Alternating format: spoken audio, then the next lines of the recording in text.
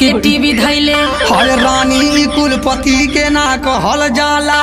तोरे जैसन बड़ा देखले हई चल हट साला। देखा हमके तू साला ओला मत बनावा हो। जाय आज कुछ न करब खाना तू बनावा हो। करे का समझ के रखले बाड़ी हमके नौकर तू।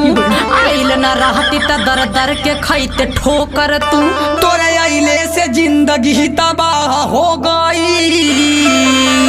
तोरे चलते कई लइकन से ब्रेकअप हो गए। ये घूम घूम के कइले बाड़ी तू नहीं हरे में। कितना लइकन के देख देहनी हम त पढ़े में। तोरे जैसन में हर कबो न सुख पाई है रे।